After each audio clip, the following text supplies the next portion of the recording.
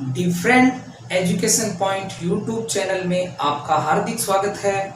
आज हम इस पार्ट में न्यायाधीशों को हटाने की प्रक्रिया पर चर्चा करेंगे और मैं आपको बता दूं कि इससे पहले जो सुप्रीम कोर्ट की हमने वीडियो अपलोड की है आप उसे देख सकते हैं। जो ऊपर आई बटन दिया हुआ है वहां क्लिक करके आप उन वीडियो को देख सकते हैं। आज हम न्यायाधीशों की जो हटाने की प्रक्रिया है उस पर विस्तार से चर्चा करेंगे और इस पार्ट में हम वे कौन से न्यायाधीश हैं हाई कोर्ट या सुप्रीम कोर्ट के जिन पर महाभियोग प्रस्ताव लाया गया उन पर भी चर्चा करेंगे। तो आप इस वीडियो को पूरा देखें और अच्छे से इसे समझें। तो आइए शुरू करते हैं क्लास। एक बार हम न्यायाधीशों के हटाने की जो प्रक्रिया है उस पर ऊपर से चर्चा कर लेते हैं। उसके बाद हम देखेंगे कि संविधान में किस अनुच्छेद में प्रावधान किया गया है या कोई अलग से नियम बनाए गए तो उन्हें भी विस्तार से हम देखेंगे। ठीक है, तो न्यायाधीश को हटाने वाले प्रस्ताव पर लोकसभा के 100 सदस्यों या राज्यसभा के 50 सदस्यों के हस्ताक्षर वाला प्रस्ताव अध्यक्ष या सभापति को भेजा जाता है।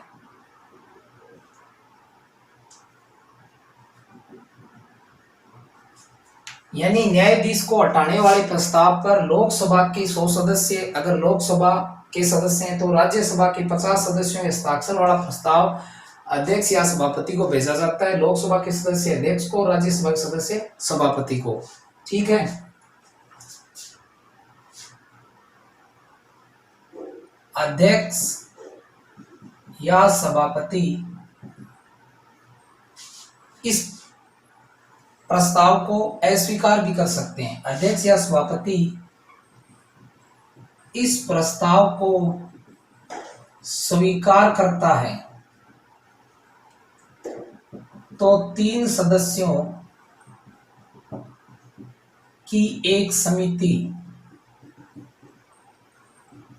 बनाई जाती है। ठीक है, समिति कदाचार या कदाचार व अक्षमता की जांच करती है। यानी न्यायाधीश के ऊपर जो आरोप लगे उनकी जांच करती है। समिति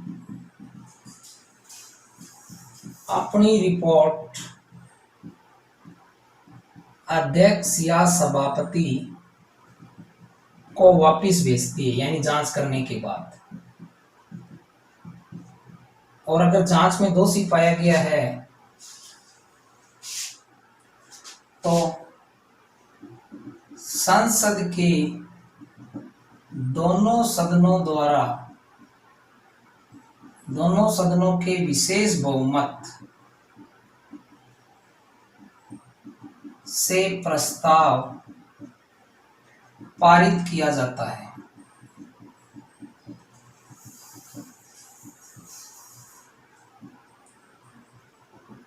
पारित प्रस्ताव राष्ट्रपति के पास भेजा जाता है।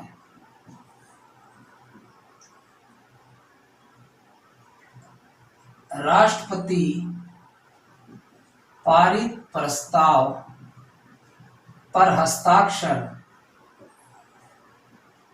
करके न्यायाधीश को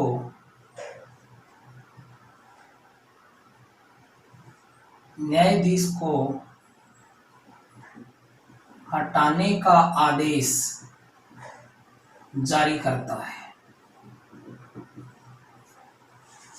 यानी न्यायाधीश को हटाने वाले प्रस्ताव पर लोकसभा के 100 सदस्यों, राज्यसभा के 50 सदस्यों के हस्ताक्षर वाला प्रस्ताव, इन दोनों में से एक, लोकसभा के 100 सदस्य या राज्यसभा के 50 सदस्यों के हस्ताक्षर वाला प्रस्ताव अध्यक्ष या सभापति को भेजा जाता है। अध्यक्ष सभापति अगर इस प्रस्ताव को स्वीकार करता है तो 3 सदस्यों की एक समिति बनाई जाती है। समिति कदाचार व अक्षमता की जांच करती है और अपनी रिपोर्ट अध्यक्ष या सभापति को वापस भेजती है। ठीक है। और अगर रिपोर्ट में दोषी पाया जाता है तो संसद के दोनों सदनों के विशेष बहुमत से प्रस्ताव पारित किया जाता है और पारित प्रस्ताव राष्ट्रपति के पास भेजा जाता है। राष्ट्रपति पारित प्रस्ताव पर हस्ताक्षर करके न्यायाधीश को हटाने का आदेश जारी करता है और न्यायाधीश अपने पद से हट जाता है।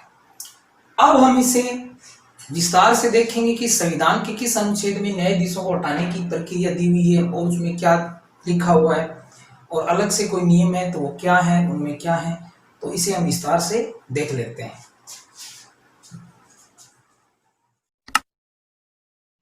अब देखते हैं हम विस्तार से। महाभियोग,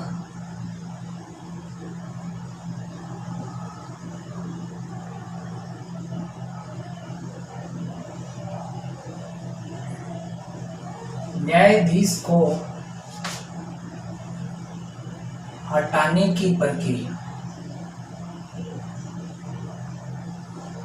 महाभियोग न्यायाधीश को हटाने की प्रक्रिया। अब एक बात तो ये ध्यान में रखनी है कि महाभियोग शब्द का उल्लेख संविधान में नहीं है। संविधान में नहीं है। पहली बात तो ये ध्यान में रखनी है कि न्यायाधीशों को हटाने की प्रक्रिया महाभियोग है, तो महाभियोग शब्द है उसका उल्लेख संविधान में नहीं है। इस शब्द का जो उल्लेख है वो न्यायाधीश जांच अधिनियम 1968 में है, जो अलग से कानून है। ठीक है। यानी महाभियोग शब्द का उल्लेख संविधान में नहीं है बल्कि न्यायाधीश जांच अधिनियम 1968 में है। एक बात तो होगी ये। दूसरी, हमें न्यायाधीशों को हटाने की प्रक्रिया को अगर समझना है तो हमें 3 बातों का विशेष ध्यान रखना होगा। अनुच्छेद 124 खंड 4, अनुच्छेद 124 खंड 5 और न्यायाधीश जांच अधिनियम 1968। और अब हम इन्हें अच्छे से जानेंगे। अनुच्छेद 124 खंड 4 में क्या लिखा हुआ है, अनुच्छेद 124 खंड 5 में क्या लिखा हुआ है और न्यायाधीश जांच अधिनियम 1968 में न्यायाधीशों को हटाने की प्रक्रिया यानी जो महाभियोग है उसके बारे में क्या दिया हुआ है। इसे हम अच्छे से अब जानेंगे बारी बारी। अनुच्छेद 124 खंड 4,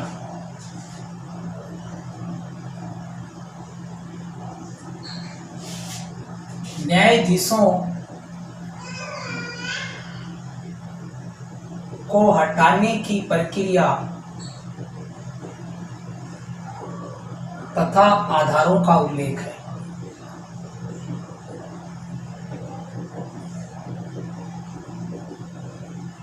यानी अनुच्छेद 124 खंड 4 में न्यायाधीशों को हटाने की प्रक्रिया तथा आधारों का उल्लेख है। और इसमें क्या उल्लेख है,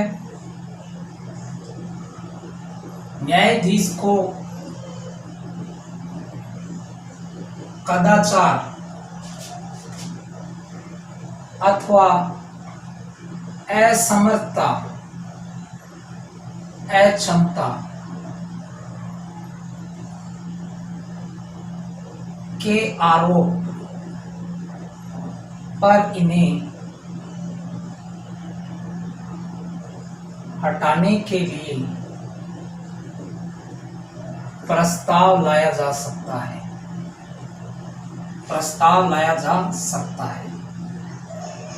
यानी न्यायाधीश को कदाचार या अक्षमता के आरोप पर हटाने के लिए प्रस्ताव लाया जा सकता है। ये बात भी अनुच्छेद 124 खंड 4 में है। यहाँ एक बात ध्यान में रखना, जो कदाचार शब्द है न्यायाधीशों के संदर्भ में कदाचार शब्द को परिभाषित नहीं किया गया है। यानी यहाँ पर न्यायाधीशों के संदर्भ में कदाचार शब्द को परिभाषित नहीं किया गया है, बल्कि संविधान में किसी और जगह कदाचार शब्द को परिभाषित किया गया है, और वो है अनुच्छेद 317। अनुच्छेद 317 में कदाचार शब्द को परिभाषित किया गया है। संघ लोक सेवा आयोग और राज्य लोक सेवा आयोग के अध्यक्ष के बारे में, यूपीएससी और पीएससी के अध्यक्ष के बारे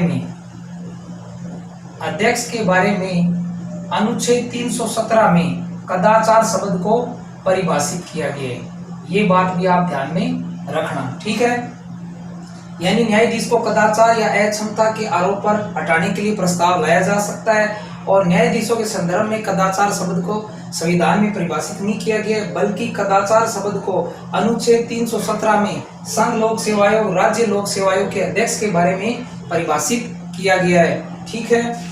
अब हम आगे देखते हैं अनुच्छेद 124 खंड 4 में क्या है। न्यायाधीश को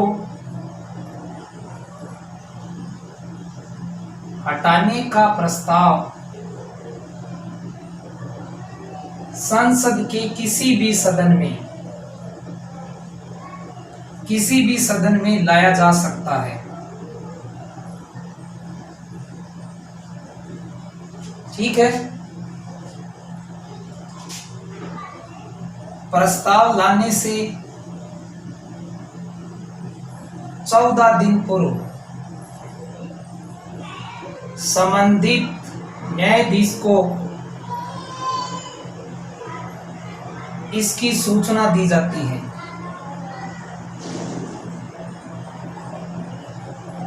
ठीक है। न्यायाधीश अपना पक्ष रखने के लिए स्वयं या किसी को भेज सकता है। ठीक है। यानी हमने क्या देखा, अनुच्छेद 124 खंड 4 के अनुसार न्यायाधीशों को हटाने की प्रक्रिया और आधारों का उल्लेख इस अनुच्छेद में। न्यायाधीश को कदाचार या अक्षमता के आरोप पर हटाने के लिए प्रस्ताव लाया जा सकता है और न्यायाधीश को हटाने का प्रस्ताव संसद के किसी भी सदन में लाया जा सकता है। प्रस्ताव लाने से 14 दिन पूर्व संबंधित न्यायाधीश को इसकी सूचना दी जाती है। न्यायाधीश अपना पक्ष रखने के लिए स्वयं या अपनी ओर से किसी को भेज सकता है। ठीक है।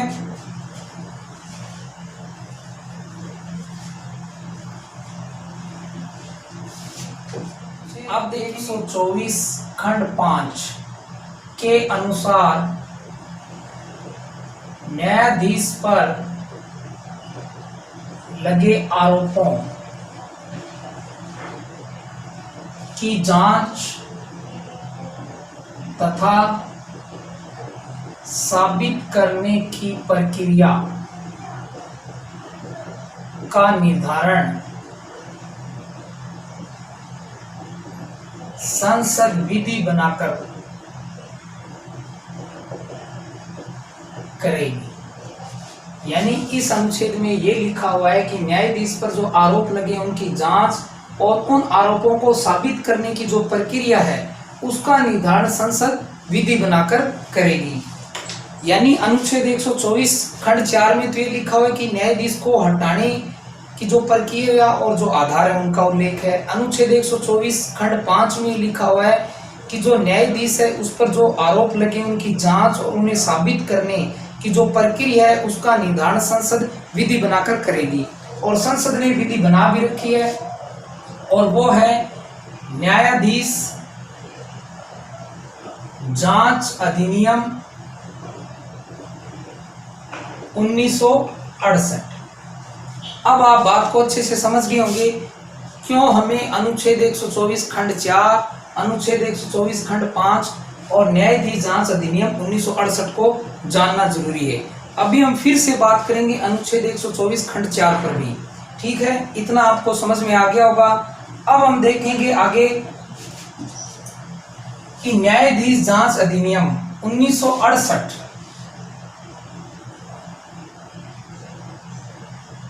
न्यायाधीश जांच अधिनियम 1968 में क्या प्रावधान किया गया है न्यायाधीशों को हटाने के बारे में या उनके महाभियोग के बारे में। प्रस्ताव 100 सदस्यों लोकसभा या राज्यसभा के 50 सदस्यों के हस्ताक्षर के बाद अध्यक्ष या सभापति को दिया जाता है। यानी हमने थोड़ी देर पहले देखा कि न्यायाधीश को हटाने का जो प्रस्ताव है वो संसद के किसी भी सदन में रखा जा सकता है। अगर उसे लोकसभा में रख रहे हैं तो लोकसभा के 100 सदस्यों के हस्ताक्षर होने चाहिए उस प्रस्ताव पर और उसके बाद लोकसभा के अध्यक्ष को दिया जाएगा। अगर राज्यसभा में रख रहे हैं तो राज्यसभा के 50 सदस्यों के हस्ताक्षर उस प्रस्ताव पर होने चाहिए और राज्यसभा के सभापति को ये प्रस्ताव दिया जाएगा। यानी प्रस्ताव लोकसभा के 100 सदस्यों या राज्यसभा के 50 सदस्यों के हस्ताक्षर के बाद अध्यक्ष, राज्यसभा तो सभापति को दिया जाता है। अध्यक्ष या सभापति इस प्रस्ताव को स्वीकार या अस्वीकार कर सकता है। ठीक है, अगर अध्यक्ष या सभापति प्रस्ताव को स्वीकार करता है तो वह, यानी अध्यक्ष स्वीकार करता है तो अध्यक्ष सभापति को दिया है, अगर सभापति स्वीकार करता है तो सभापति न्यायाधीश पर लगे आरोपों की जांच के लिए 3 सदस्यों की समिति का गठन करता है। समिति का गठन करता है या समिति गठित करता है। ठीक है, और इस समिति में कौन सदस्य होते हैं? सर्वोच्च न्यायालय का मुख्य न्यायाधीश या सर्वोच्च न्यायालय का न्यायाधीश। ठीक, किसी उच्च न्यायालय का मुख्य न्यायाधीश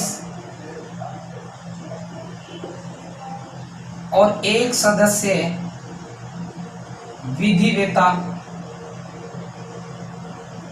विधिवेता होगा। यानी अगर इसे अध्यक्ष या सभापति स्वीकार कर लेता है तो न्यायाधीश पर लगे आरोपों की जांच के लिए 3 सदस्यों की एक समिति का गठन करता है। इस समिति में 3 सदस्य होते हैं, सर्वोच्च न्यायालय का मुख्य न्यायाधीश या सर्वोच्च न्यायालय का न्यायाधीश, किसी उच्च न्यायालय का मुख्य न्यायाधीश और एक सदस्य विधिवेता होता है। ठीक है, और समिति अपनी रिपोर्ट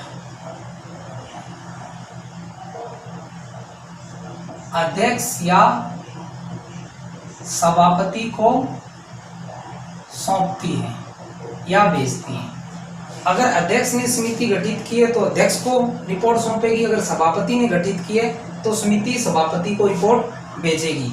ठीक है, और अगर समिति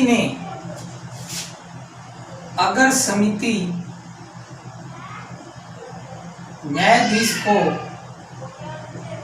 न्यायाधीश को कदाचार का दोषी या असक्षम पाती है तो सदन इस पर विचार कर सकता है। हमने अनुच्छेद 124 खंड 4 को देखा, अनुच्छेद 124 खंड 5 को देखा और न्यायाधीश जांच अधिनियम 1968 को देखा। ये जो है ये संविधान में नहीं है, संविधान में नहीं, क्योंकि हमने अनुच्छेद 124 खंड 5 में पढ़ा था कि न्यायाधीशों को पर जो आरोप लगे उनकी जांच और उन्हें साबित करने की जो प्रक्रिया उसका निर्धारण संसद विधि बनाकर करेगी। तो संसद ने विधि बना रखी है न्यायाधीश जांच अधिनियम 1968। ये न्यायाधीश जांच अधिनियम 1968 संविधान में नहीं है और ये जो सारी चर्चा हमने की है ये न्यायाधीश जांच अधिनियम 1968 के अंतर्गत की है, ये संविधान में नहीं है। और हमने इसमें क्या चर्चा की है कि प्रस्ताव 100 सदस्यों लोकसभा या राज्यसभा के 50 सदस्यों के हस्ताक्षर के बाद अध्यक्ष या सभापति को दिया जाता है। अध्यक्ष या सभापति इस प्रस्ताव को स्वीकार या अस्वीकार कर सकता है। अगर अध्यक्ष या सभापति ने इस प्रस्ताव को स्वीकार किया है तो वे न्यायाधीश पर लगे आरोपों की जांच के लिए 3 सदस्यों की समिति का गठन करते हैं और इन 3 सदस्यों में एक सर्वोच्च न्यायालय का मुख्य न्यायाधीश या कोई न्यायाधीश हो सकता है और एक उच्च न्यायालय का मुख्य न्यायाधीश और एक सदस्य विधिवेत्ता होगा, ठीक है। और समिति अपनी रिपोर्ट अध्यक्ष या सभापति को सौंपेगी। अगर समिति ने अपनी रिपोर्ट में न्यायाधीश को कदाचार का दोषी या असक्षम पाया है तो सदन इस पर विचार कर सकता है। अब हम देखेंगे इसमें आगे। अभी हमने देखा कि अगर समिति अपनी जांच में न्यायाधीश को दोषी पाती है तो सदन उस पर विचार कर सकता है। और थोड़ी देर पहले हमने पढ़ा था कि अनुच्छेद 124 खंड 4 में यदि सदन अपनी कुल सदस्य संख्या के बहुमत तथा उपस्थित व मतदान करने वालों के 2/3 बहुमत से प्रस्ताव स्वीकार कर लेता है तो प्रस्ताव दूसरे सदन में जाता है और दूसरा सदन उसी सत्र में इसी प्रक्रिया से प्रस्ताव को पारित कर देता है। तो पारित प्रस्ताव राष्ट्रपति के पास जाता है और राष्ट्रपति के हस्ताक्षर से न्यायाधीश का पद रिक्त हो जाता है।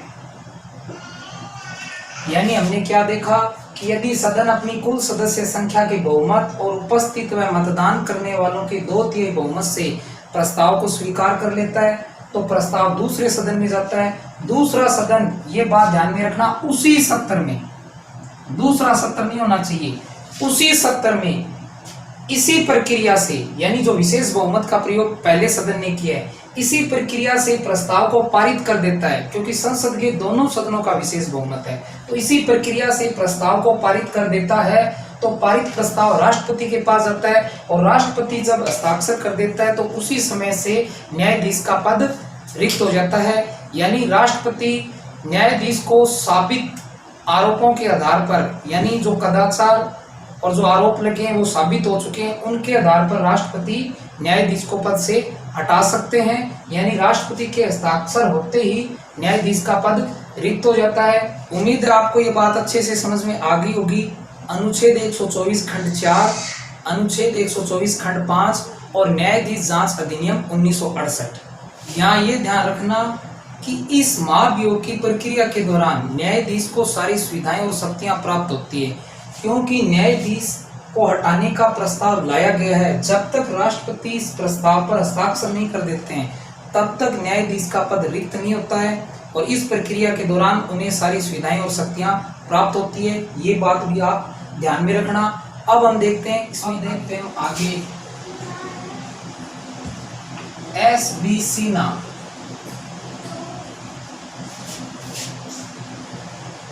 इलाहाबाद हाई कोर्ट एकमात्र न्यायाधीश हैं जिन्हें हटाया गया, यानी महाभियोग द्वारा एकमात्र न्यायाधीश हैं जिन्हें हटाया गया। S.B. Sinha Allahabad high court. V. Ramaswamy supreme court के एकमात्र न्यायाधीश हैं जिनके खिलाफ लोकसभा में प्रस्ताव लाया गया, लेकिन प्रस्ताव बहुमत प्राप्त नहीं कर सका। यानी आपको ये भी ध्यान रखना है, S.B. सिन्हा एकमात्र न्यायाधीश हैं जिन्हें हटाया गया। V. रामास्वामी सुप्रीम कोर्ट के एकमात्र न्यायाधीश हैं जिनके खिलाफ प्रस्ताव लोकसभा में लाया गया, लेकिन प्रस्ताव बहुमत प्राप्त नहीं कर सका। कलकत्ता हाई कोर्ट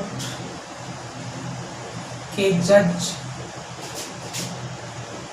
सौमित्र सेन को 2011 में महाभियोग का सामना करना पड़ा।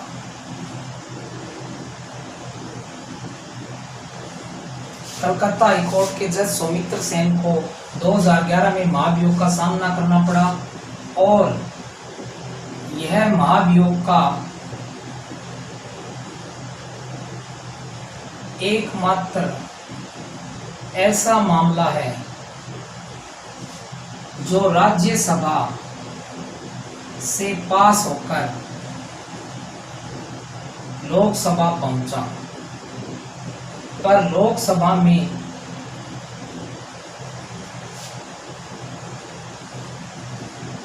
प्रस्ताव पर वोटिंग होने से पहले ही सौमित्र सेन ने इस्तीफा दे दिया। कलकत्ता हाई कोर्ट के जज सौमित्र सेन, इनको 2011 में महाभियोग का सामना करना पड़ा और राज्यसभा से पास होकर प्रस्ताव लोकसभा में पहुंचा, पर लोकसभा में वोटिंग से पहले ही सौमित्र सेन ने इस्तीफा दे दिया।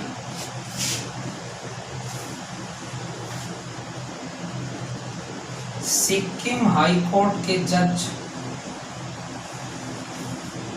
C.D. दिनाकरन के खिलाफ भी महाभियोग की तैयारी हुई, लेकिन इन्होंने पहले ही इस्तीफा दे दिया। यानी सिक्किम हाई कोर्ट के जज दिनाकरन के खिलाफ भी महाभियोग लाने की तैयारी हुई, लेकिन इससे पहले इन्होंने इस्तीफा दे दिया। 2015 में गुजरात हाई कोर्ट के जज J.B. पादरीवाला के खिलाफ महाभियोग की तैयारी हुई। इन्होंने एक अनुचित टिप्पणी की थी, जिसके लिए J.B. पादरीवाला के खिलाफ महाभियोग की तैयारी हुई, लेकिन इन्होंने इससे पहले, यानी महाभियोग लाने से पहले ही अपनी टिप्पणी वापिस ले ली।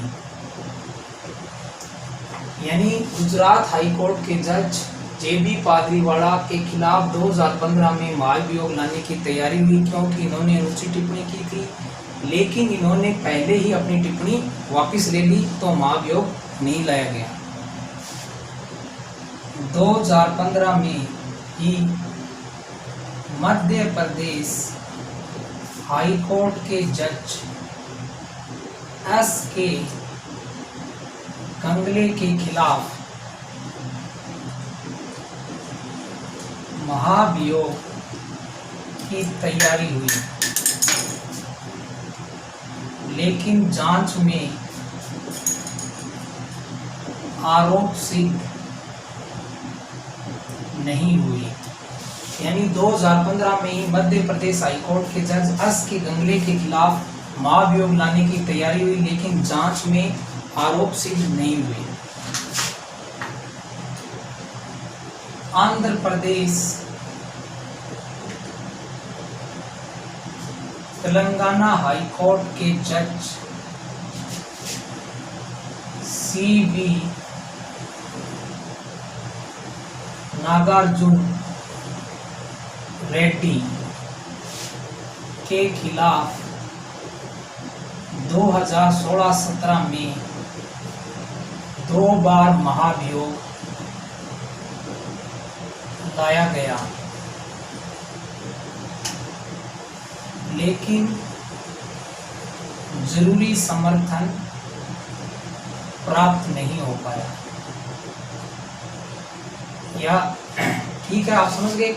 आंध्र प्रदेश तेलंगाना हाई कोर्ट के जज C.V. नागार्जुन रेड्डी के खिलाफ 2016 और 17 में 2 बार महाभियोग लाया गया, लेकिन महाभियोग जरूरी समर्थन प्राप्त नहीं कर पाया। 2018 में सुप्रीम कोर्ट के मुख्य न्यायाधीश दीपक मिश्रा के खिलाफ राज्यसभा में प्रस्ताव लाया गया, लेकिन उपराष्ट्रपति वेंकैया नायडू ने इसे अस्वीकार कर दिया। और हमने देखा भी था कि सभापति या अध्यक्ष स्वीकार या अस्वीकार कर सकता है। तो 2018 में सुप्रीम कोर्ट के मुख्य न्यायाधीश दीपक मिश्रा के खिलाफ राज्यसभा में प्रस्ताव लाया गया, लेकिन राज्यसभा के सभापति यानी उपराष्ट्रपति वेंकैया नायडू ने इसे अस्वीकार कर दिया। क्या मैं आपको एक बात और बता देता हूँ हाईकोर्ट के बारे में। अनुच्छेद 217 खंड 1 के अनुसार उच्च न्यायालय के न्यायाधीश को